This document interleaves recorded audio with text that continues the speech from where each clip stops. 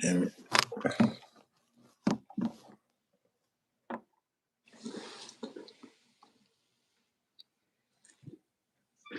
What's going on? What's going on? What's going on? It's your boy Bolo. Let me see. Live chat, super chat. All messages, right? All right, so let's get this thing started, man. It's your boy Bolo. It's the best day of my life. Let me see if I can hear feedback on the bed. Can y'all hear me? It's your boy Bolo. Let me see. Live chat. Oh, super chat. Not that bad. I just want to see. All right. So I got a couple of questions that I have lined up. So we're gonna try to bust a move. And first question is, and how y'all doing tonight? Where y'all at? What's going on? It's been a long week. It's been kind of weird. It's been kind of weird. But we here, we made it. Oh, that's why. We here, we made it. First question is prison really about rehabilitation or is it about control? You know what, man? Let's break this down real quick. Prison is not about rehabilitation. Let's just take the term rehabilitation, first of all. So, to rehabilitate, one must be habilitated. So, if you're habilitated, this is the mindset that you have prior to going into prison. You're habilitated going up to prison. You're habilitated, right? Being habilitated got you to the prison door. It's my brother. He's trying to call it the wrong fucking time. Yo. What's up? How far is y'all from the airport? Probably about 30 minutes. About 35 minutes. No, that won't be too long. All right. Yeah. Okay. Sorry about that. That was the white man. He's trying to go to Atlanta and buy some more cars. So just trying to figure out how to get from Macon to Hartsfield. All right. So now, you're habilitated. When you get into that building, you go through that judicial system, you're habilitated, right? That's what habilitated means. But so now the system, according to their definition, they're going to rehabilitate you. So by definition within itself, it gets weird. So I don't think that the prisons are here to rehabilitate because the prisons actually count that it accounts for a large portion of income. And I'm not saying just the prison, I'm saying like law and order. I mean, uh, to go into, hey, what's going on? Dante, what's going on? Adam Newton and Gold 3RL. To go into to have anything to do with law enforcement or the legalities of what goes on in these United States, what you have is job security. And it's just thing from last night. Boy, stop. And let me get put on time out. Oh, then you just gonna keep posting too. Okay, yeah, let me get that. This why we need the police, right? This why. Somebody gotta go to jail. Right? Somebody got to go to jail. All right, so what I was saying is that in these United States, man, just crime within itself, a lot of people eat off crime, from lawyers to district attorneys, judges, police officers, coroners. It's just a large portion of our income is centered around crime. Even when it comes to entertainment, we are heavily in. Why are there two of you? Is it two of me, bro? It's not two of me. All right, so even when it comes to entertainment, like think about how you watch the first 48, but you've been watching crime movies. It's just a part of our life. We're fascinated with it, but then we're appalled by it because every year there's a certain amount of movies that come out that have to have crime in them. Video games, the music. There's a whole genre of music that is centered around one set of human beings inflicting pain and horrific acts on another population of people. And this is entertainment, but we're appalled when people begin to break the law. It's just, So to answer the question, rehabilitation is I think my man said it on what's that movie, The Wolf of Wall Street, when they were sitting at the restaurant. He was like, and then he was like, it's a fugazi. The shit is a fugazi. That's even with. I'm gonna go a step further and touch on like not nonprofits, grants. There's certain grants that the government they give you this money to help reduce certain acts that they have already permitted to take place. Check this out. So, because the system is set up, whether it be the education system or the judicial system, there are some mishaps that are evident to the point that the United States government says, hey, we're going to set these funds to the side so that you guys can come fix this situation. And the truth of the matter is this, is that if you really wanted to fix something, you would just fucking fix it. But you have to go on paper to show that you're trying to fix it.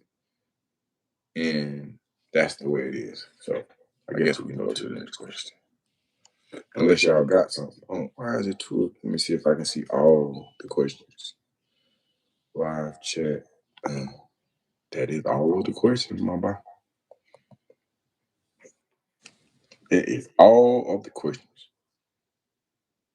What's the biggest lie young dudes believe about going to prison?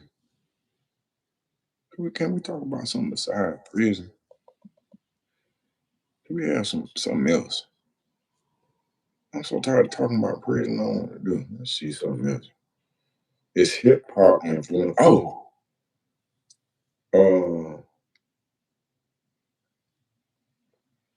Let me see. They never fix it because they spend all the money on hiring employees to fix things, and the people who should be benefiting from those donations never benefit. That's effective. That's a clear, concise statement. I can co-sign it.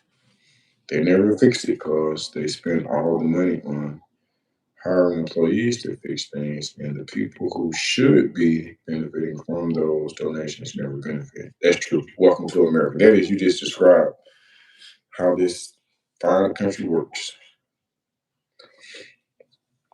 All right, let's see what else we have. What's the biggest lie young dudes believe about? Or I don't know what young people believe about going to prison. What I can tell you is that there's a lot of unaliving going on. There's a lot of people that is falling to the wayside. Just this week, Sergio Hernandez was unalived at Valdosta State Prison hours after his arrival. He got transferred from one institution, transferred to Valdosta State. This happened on I want to say the 26th. He was there not weeks, not days, but hours. He was at the count for hours, and they unalived his ass. They don't know who unalived him. His sister is trying to find some type of she needs some help because the prison is not helping her. But before that, you had, let me see, do you believe the state gang numbers from your earlier video today in Georgia, or do you think the police blame gangs for events that aren't really gang activity related on the streets? I mean, that's a really good question. And whenever I see numbers anywhere, whether they be in black and white or they be on the TV screen, I do not believe them. I don't believe because in the art of debate, there's a section of debate where you're taught that basically you can make numbers say whatever it is you want it to say. It's almost like a Bible. No disrespect to nobody, but depending on who the beholder of those numbers are, you could either be very good or you could be very bad. I had a politician tell me that the crime rate was going down. The crime rate was going down, although we're seeing the highest influx of crime that we have seen. So I said to myself that either I'm as dumb as I look, this motherfucker is smarter than the fifth grader. Because here you just said a negative and a positive all in the same motion, and it sounded right. But at the end of the day, so me either, because I know some guys with gang charges that aren't gangs, just want to drug pay. Yeah, we're on the same page with that, man. And I think here's the sad reality about some of the things that we see on the news. I think that sometimes is as innocent as it seems, because it seems like they're just reporting certain stories, it's still propaganda to one degree or another. Meaning that there is a protocol that must be followed, and it doesn't matter if it's international news or local news, that agenda is being carried out in the most effective manner ever.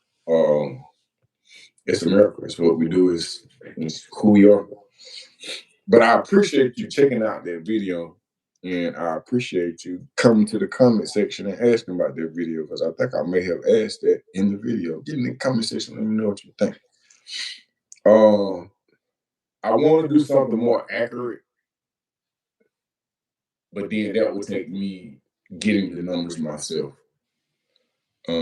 It just seemed like a whole lot of work. Or am I being lazy? All right. How does the street code help you, and how does it destroy you? I don't know how a street code could help you. It probably could help you. All right, so let's just have a realistic observation. A naturalistic observation is actually a scientific term. So let's do that. So the question is, how does the street code help you, and how does it destroy you?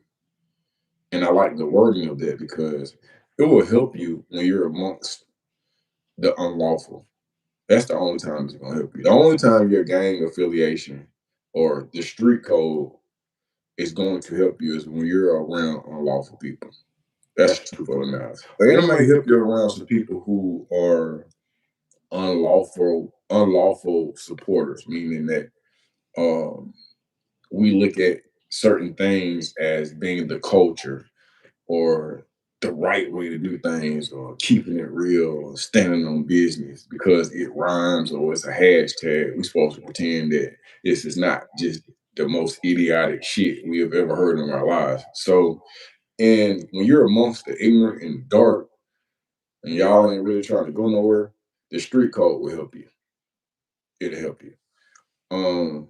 I can't say whether one should stick to the street code or not. For myself, I'll just say this: it's just easier not to law. Yeah, it would. It's just easier not to break the law. That way, you don't have to stick to no street code. If you just don't break the law, if you just don't break the law, like if you see the law and you allow it to be unbroken, you don't have to. You don't have to worry about snitching on nobody, being snitched on, being robbed, being told on, going to chain gang. Only thing I do is just don't break the law. As weird as that sounds, you don't have. Then it don't. You don't have to do it. Sometimes we put emphasis on things that we should not be focused in on, because it's a big distractor, and that shit be stupid. For lack of a better term, it just be stupid, man. And that's just me. And this is my personal opinion, but it's all based off what's the end result, what's the origin, and what's the end result.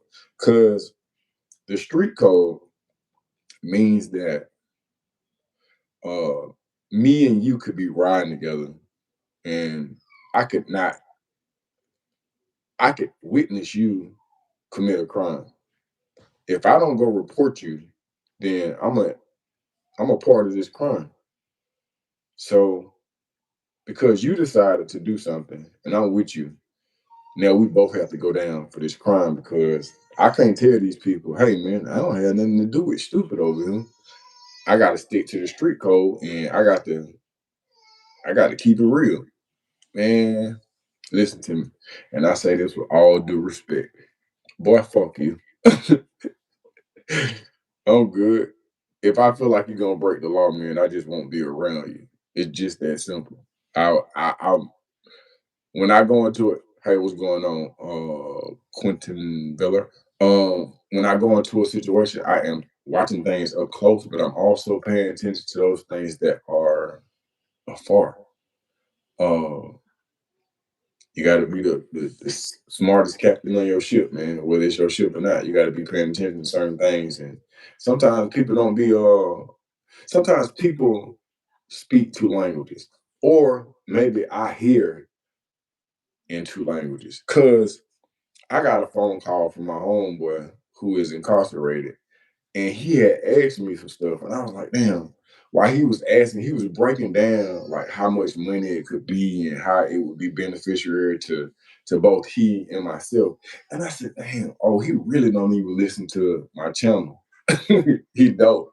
He not paying attention to that. Cause if he did, then he would even ask me that. Cause when he was explaining how much money we could get, all I could hear is 2 years equals 3 years, and 3 years and for oh, and then you could do this, so you can add 5 more. That's 9 years, so that's almost a decade. Oh, you want to do this? That's my grandson in the backyard. I do apologize, but that's my grandson, and then clearly pissed him off. But so to go backwards, I listen with 2 ears, or I hear two different things when people talk, and I can hear a regular conversation, and I can hear the jail time or the prison time that is being offered to me that doesn't necessarily come in text form. You just got to be paying attention to it. Like you got to really be able to do your fucking jail math. And I've been in a place where I've had to do that as of lately. So then the initial question was, okay, so how does the street code help you? I guess it will help you keep it real with people who need for you to be real temporarily, because the fact that you're keeping it real with this person, meaning that you take some shit on the chin that don't regularly have nothing to do with you, means that you're gonna suffer for some shit that you really shouldn't have to suffer for, which to me is remedial. And you talking to somebody who is kind of slow in real life. So yeah, that seemed remedial to me. Uh so I guess, and then if you're trying to rhyme or if you're trying to rap, I guess you need to have some type of street code. But then evidently not, because it's a whole nother conversation.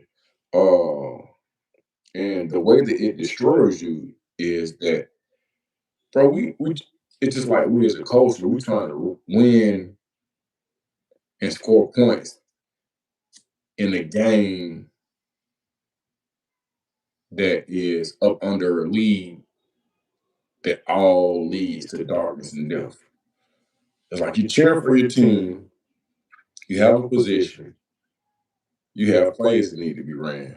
But if you just step back and look at, okay, yeah, I see this place, places in this state, but the whole league that you're playing for is built on some bullshit.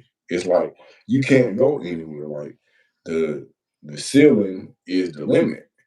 And once you start, it's not even the ceiling. It's like one of them fake ass, like drawn in places. So my biggest issue is that sometimes, we'll understand that this music that we love and we cherish, this shit produce sometimes, I'm not saying by itself, but I'm saying, but sometimes it creates darkness. It creates death. Anytime you walking around and you just listening to people killing people all day long, that's like what it is, and it becomes a part of your makeup. And not to venture off in the left field, but anytime, poverty is present, then you're gonna continue to have fuckery that's gonna take place. Um, so keeping it real, keeping it street, or sticking to some street code is gonna have you scoring a lot of touchdowns on a winning team that is on up under a league that eventually causes death and great harm to others as well as yourself. That's my long answer. Okay, so why do so many men lose their identity inside prison? I don't think I can only speak for myself. I don't think one loses his or her identity. Oh shit, yeah, I can. All right, so it don't matter where you go, whether it be prison, school, military, bro. You're going to grow. You're going to adjust to your surroundings. Even if you go outside, shit change. I got this weird ass skull cap on right now, but if I go outside, I might take it off. So taking it off might cause the wind to hit me a certain kind of way. I don't know what kind of effect it's gonna have, but it does. So when you go to a place like prison, I've used this analogy several times before, man. Sometimes you have to put on some clothes that don't really fit you in order to stay alive in this motherfucker. Because we as humans, I think we're natural adapters. You know what I mean? Like we want to inhale after we exhale. So in certain situations, we got to wrap up, man. And sometimes wrapping up didn't always mean a physical thing. Sometimes it's a mental and emotional place. So sometimes you have to put on shit that don't really fit in order to make it through. So, and that, are you more large city or small town Georgia? Are you more large city or small town Georgia? You mean like where I'm at? I'm in Atlanta. Well, I'm in Decatur. I don't know if that's what you're asking me. Are you more large city or small town Georgia? Then you said yes. You gotta tell me. I see. I respect you because you think that I'm an adult, like you're an adult, but I'm really slow. So if you could ask me the question right, because I said, "Are you more large city?" I done confused my damn self. Yeah, I'm in Atlanta. If that's what you asked. Oh, I'm in Decatur. You answered yes, Atlanta. Okay, appreciate it.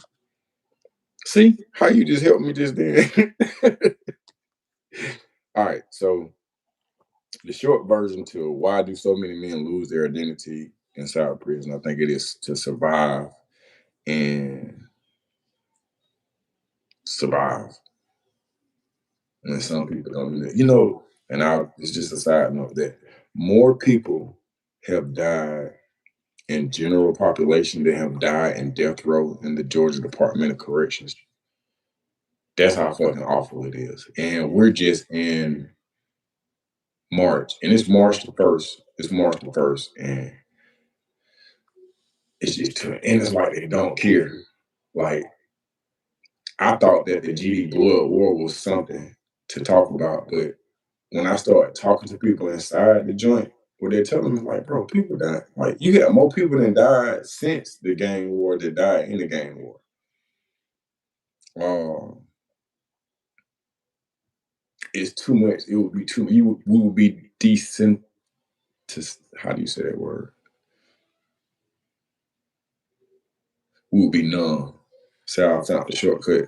We would be numb. It would be almost like us hearing that a white officer unalived a young black male. At some point in time, we know it's bad, but we be done heard it so much that like now it's not even a protest. We don't even protest no more. We just hear them because we've heard it so many times.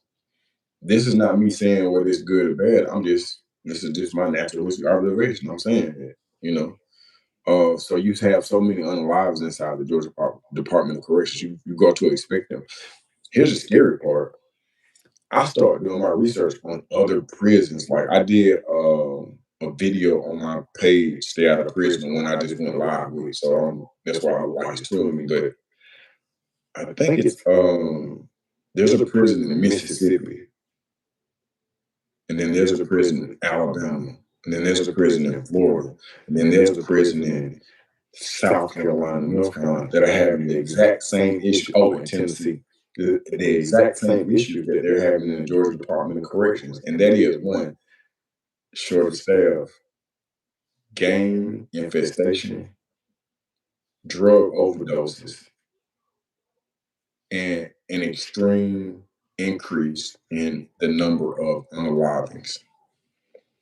And I'm not trying to be racist. I'm just saying that the people that are dying are people of color, and the people that are in charge are not. And I only say that for the fact that this is just my personal opinion. I don't think it's a coincidence. I think that certain acts or certain ways of life are being allowed to take place because of the people who actually suffer. I'm saying I see that the United States can go to a totally different place and rearrange some shit that's going on in somebody else's backyard. That's all I'm saying. You can go over here and set up a whole mother government. You can go over here and take this and do that and do this and restore structure. So if you can go do this in a different country or a different continent, I know for a fact that if you really wanted to control this selected outrage, that you would. That's just what I believe. That's just where I'm at with it.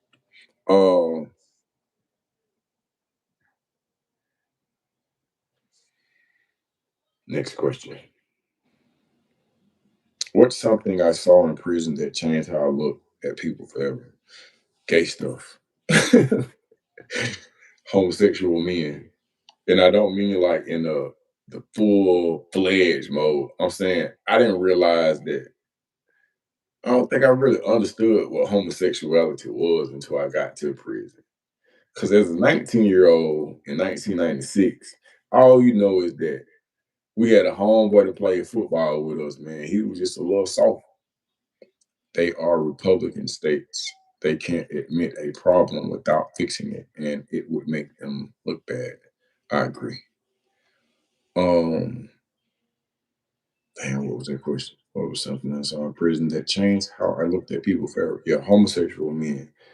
I didn't realize that it was cool to be gay. They had made it cool to be gay. And what I mean by that, like I had came when I gay stuff. Sorry, gay stuff. Sorry. Oh no. I just didn't realize I didn't understand. It was a different world. I didn't understand the judicial system as well. I didn't understand how prisons work and what they actually are, here for. But I didn't realize that in this judicial system, in this particular prison, that is in one of these country towns in Georgia is just a bunch of gayness. I can't say it no other way. And I talk to people who be saying that they weren't gay, but I know that they used to be gay, but we can't talk about that because of the street code. Because we're supposed to have an understanding that you interacting with men and there got to be a secret that we never talk about. That's what the street code is. That's what keeping it real is. Keeping it real is allowing the motherfucker to lie to you and lie to everybody else that they talk to. That's what keeping it real is. Imagine that. I think they call it an oxymoron. Is that keeping it real mean to tell a fucking lie? That's what keeping it real mean. But we're gonna move on.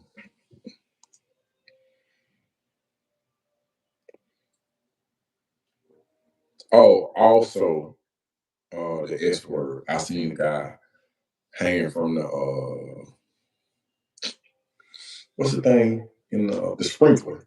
He was hanging from the sprinkler. He had tied his he had took his sheet and he took his sheet. I guess he like weaved that bitch up. He weaved it up and then he unwired himself. And what was the most alarming was the stench because he had then urinated and see if I can use the word excreted. I think that's the right word. And it was excreted. Excreted meaning that you had that he shat. That was kind of shocking because I had I ever been around a dead body? Not that close. Not a guy that I had spoke to sometime before that, and somebody I seen on a regular basis. And then to see that person dangling, that was kind of weird. That was kind of weird. Why do prison politics follow people even after they come home? Man, I don't know. I don't know. That's a game question. I'm not a game member, so I don't know. Is loyalty more important than self-preservation? Depends on who you talk to. Is loyalty more important than self-preservation? Not to me. Not to me. I'll say this and we'll just move on. Before I lose, I cheat. Especially about me and mine. Now, if it's just me, then I'm interchangeable. But I got people that depend on me. I have people that love me. I got a grandson. I got daughters. I got family members. I can't stand it. I can't stand it. So the question was, is loyalty more important than self-preservation? And my answer is no, not to me. It's not. Fuck that. Don't put me in no situation. It is what it is. What's the psychological effect of long-term incarceration of young men? Hey man, we're gonna move on to something else. I don't want to do no more prison questions.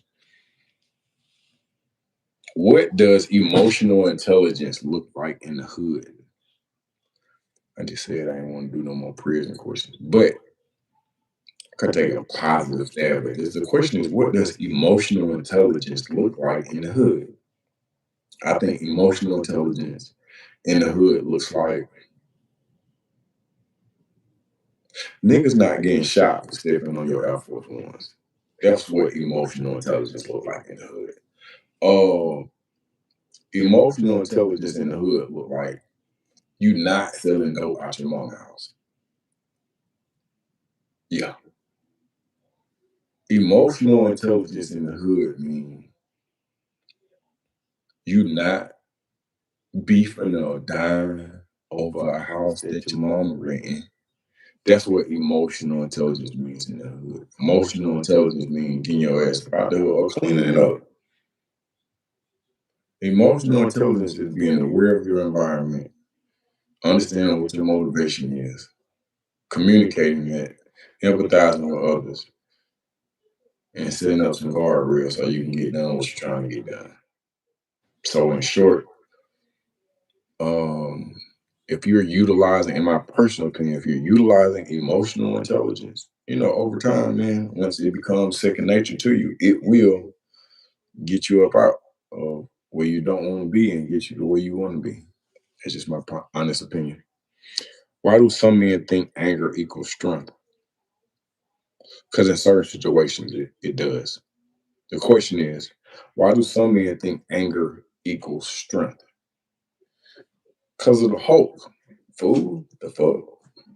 Remember the Hulk, like, if you don't me to, like, you won't like me when I get angry or some shit, or when I get green. So his anger was strength. And that's why people, that's why men think anger equals strength. Because in a lot of times, a football player or a basketball player or a baseball player, they ball their face up. And when you know what I mean? When you trying to give yourself that extra push, shit, you look mad. Urgh. That's what it is. All right. How do you control your temper when someone disrespects you publicly? I would like an example. How do you control your temper when someone disrespects you publicly? So I'll take, like, what if I'm in person and, like, I'm in a room with somebody that publicly disrespects me. And by disrespect, I'm saying maybe they touch you or maybe they talk to you, or I'll be totally honest with you. If somebody disrespects me in the public, I'm probably just gonna leave. Cause what else can we do? If somebody disrespect me publicly, I'm supposed to disrespect them, and then what you think they gonna do? They gonna disrespect you harder. Then what you think I'm gonna do? I'm gonna disrespect you harder. Then what happens when we have both exerted all our verbal lines of disrespect? Okay, then it's gonna get physical. Then what happens when it gets a little physical? Then it'll get a little bit more physical. The next thing somebody gonna go left. Then when that takes place, then somebody else go left. Now it's out of control. So then what's the worst thing that could happen? You can get beat up. You can beat somebody up. You can hurt somebody. You can get hurt. And watch this. You can fucking die. You can go to jail. So when I hear a situation, you be like, well, you disrespecting me. Do I want to go to jail or do I want to go home? So whatever you was doing to be disrespectful, you can't do that at my house. You can't do that right now in front of this camera where I'm at. So shit, if you disrespect me in public, I'm just gonna leave. What the fuck? What I'm gonna do? I'm not trying to convert you over to some non-remedial shit. I'm gonna let you stay where you at, and I'm gonna try not to join you because you probably going to jail or gonna violate your probation sooner or later anyways. Why I need to be involved in that?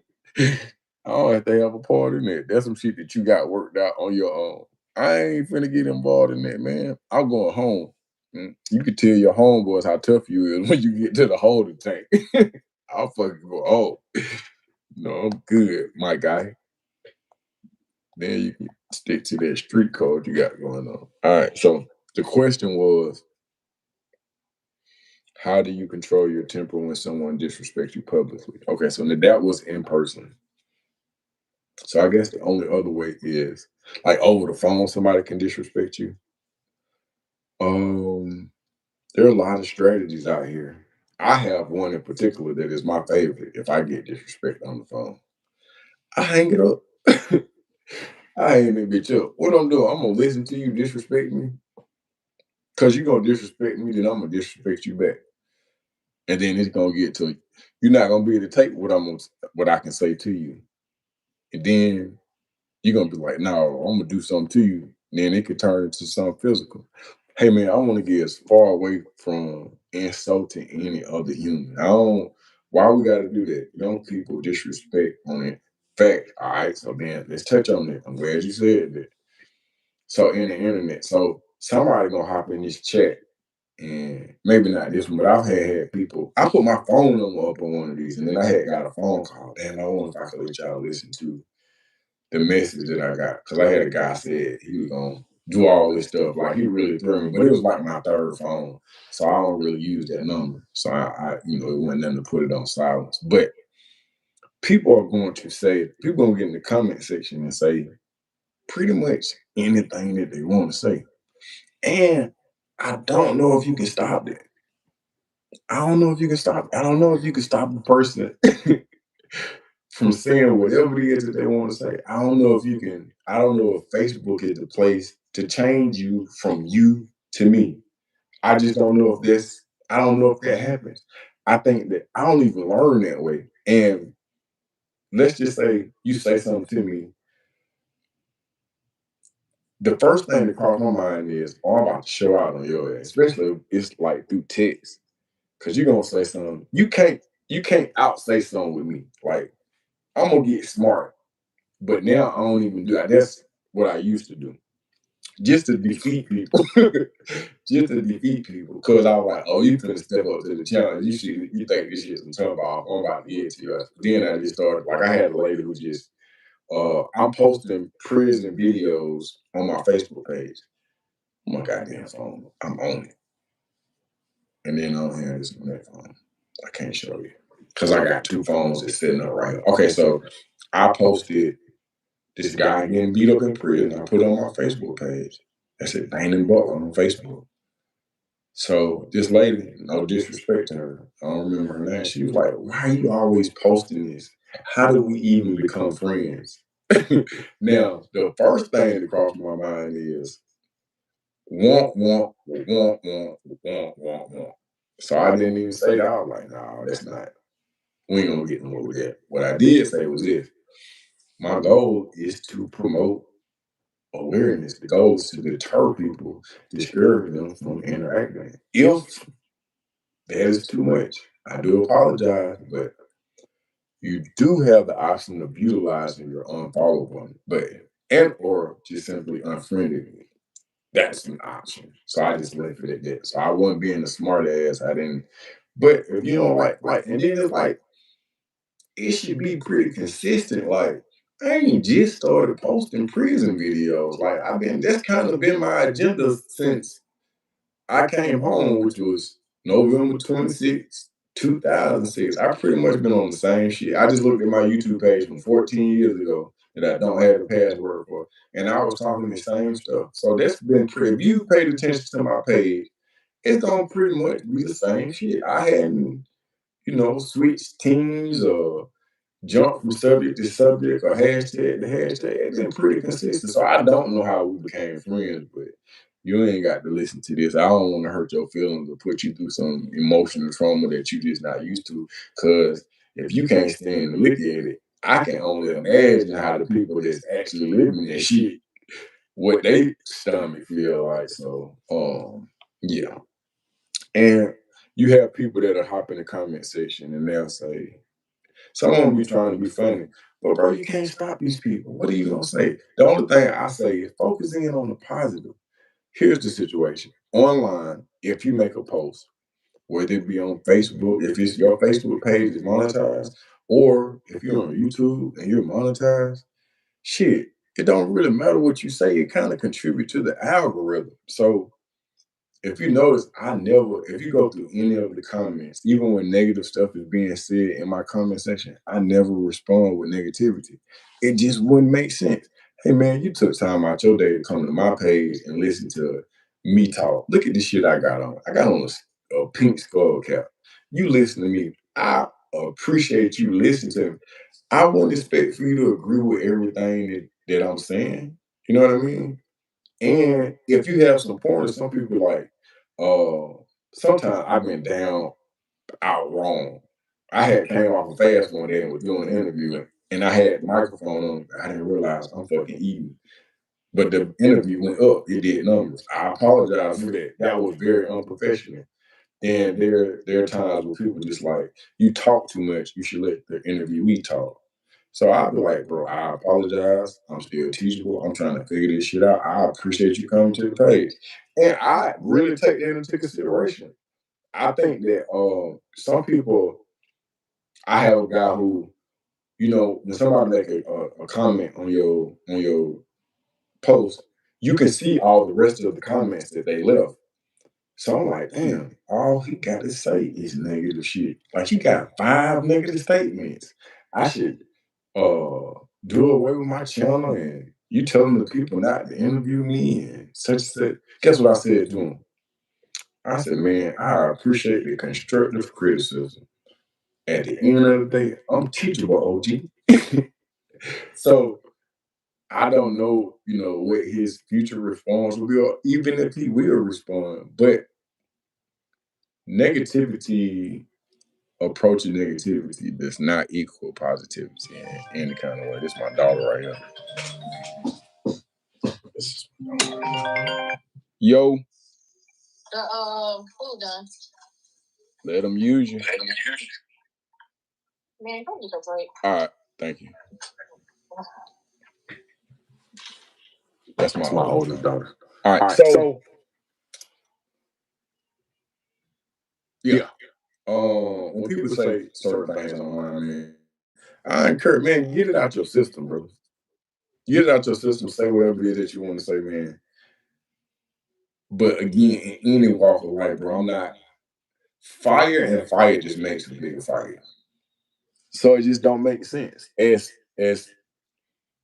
again, as remedial as I am, I understand that if you take a small fire and you add a small fire, it just makes a bigger fire. Whether it be verbally, whether it be physically. So I just be water. I don't want the trouble. I don't want the paperwork. And I want to go home. I want to go home. I don't want to get involved with no extra shit. I don't want to have to go to jail. I done been there before. I'm good on it. I don't like the juice or the motherfucking dress code. So I'm gonna just mind my business. Sometimes that takes, you saying, I'm gonna have to let you tempt me off right now. And here's what it is. All right, couple more questions. How does unhealed trauma show up in everyday arguments? Oh man, that's a really, really good question. The question is, how does unhealed trauma show up in everyday arguments? I was talking to my cousin, and we saw two guys arguing, and I've used this scenario before. I see two grown men arguing, these real YNs, and the two of them and my part, and I just had to put you in the box because that's how my mind works. I'm saying you was raised by your mama, and I'm saying you was raised by your mama, cause you masculine, but you feminine. You feminine in your approach. No disrespect to women, but what I'm saying is like you strong, but you ain't strong. Not to say that women are not strong, but you timid as a motherfucker when you should man up and back down. So it's almost like you got two grown men, but if you really look deep inside, because your daddy locked up, your daddy he died, so both of y'all really raised by bad bitches. Like it's two grown men, but really it's two bad bitches arguing with each other. I don't know if that makes sense. If that makes sense. I'm saying you visually have two grown men, but because they have the tendencies and the emotions and the lean upon as a bad bitch, man, it's really two bad bitches arguing with each other. That is the question was,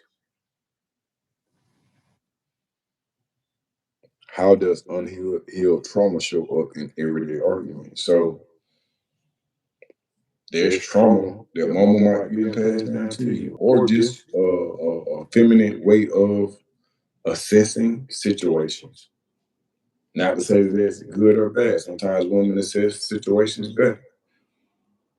Um, that's just my opinion. My opinion is that the question is, how does unhealed trauma show up in everyday arguments? And you may be stressed about something. You may have something else on your mind, or you may holler. And that was how trauma was transferred over to you. And then trauma begets drama. You do it to somebody else. All right, let me get to some. Is hip hop influencing violence or just reflecting it? Why do we glorify struggle more than healing? All these. Why don't we talk about financial literacy in the streets? Hey, this is what I'm about to do, man. I appreciate y'all. My daughter made me some dinner. I'm about to go eat. Cause that's what people do when they free. And I'm free. And I love being free. So I'm out, man.